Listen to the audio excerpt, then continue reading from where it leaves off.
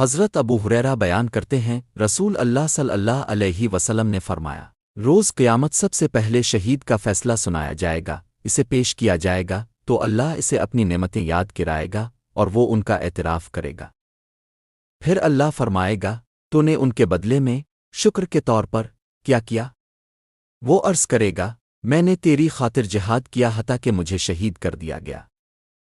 اللہ فرمائے گا، تو نے جھوٹ کہا کیونکہ تو نے داد شجاعت حاصل کرنے کے لیے جہاد کیا تھا، پس وہ کہہ دیا گیا۔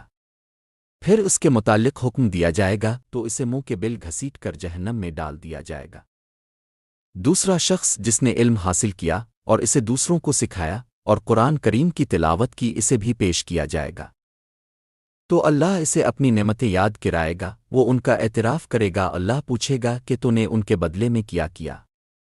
وہ عرض کرے گا، میں نے علم سیکھا اور اسے دوسروں کو سکھایا اور میں تیری رضا کی خاطر قرآن کی تلاوت کرتا رہا۔ اللہ فرمائے گا، تو نے جھوٹ کہا، البتہ تو نے علم اس لیے حاصل کیا تھا کہ تمہیں عالم کہا جائے اور قرآن پڑھا تاکہ تمہیں قاری کہا جائے، وہ کہہ دیا گیا۔ پھر اس کے متعلق حکم دیا جائے گا تو اسے منہ کے بل گھسیٹ کر جہنم میں ڈال دیا جائے گا۔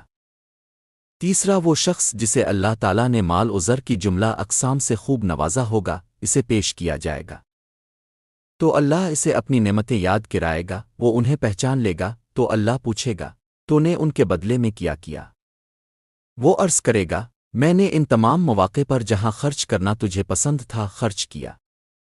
اللہ فرمائے گا، تو نے جھوٹ کہا، تو نے تو اس لیے خرچ کیا کہ تجھے بڑا سخی کہا جائے، پس وہ کہہ دیا گیا۔ پھر اس کے متعلق حکم دیا جائے گا تو اسے منہ کے بل گھسیٹ کر جہنم میں ڈال دیا جائے گا۔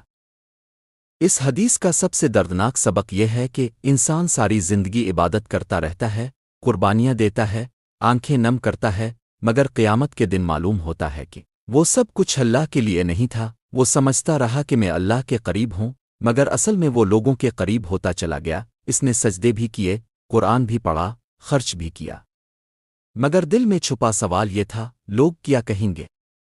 اور جب قیامت کے دن اللہ فرمائے گا، تو نے میرے لیے نہیں لوگوں کے لیے کیا تھا، تو اس ایک جملے کے سامنے ساری زندگی کی عبادت خاموش ہو جائے گی۔ لہذا ہمیں ہر عمل سے پہلے اور بعد میں اپنی نیت کا محاسبہ کرنا چاہیے۔ اللہ ہمیں ریا دکھاوے اور شہرت کی خواہش سے محفوظ فرمائے، آمین۔ اگر یہ بات دل تک پہنچی ہو تو لائک کر دیجئے، شیئر کر دیجئے اور ایسے پیغامات کے لیے چینل کو سبسکرائب ضرور کریں۔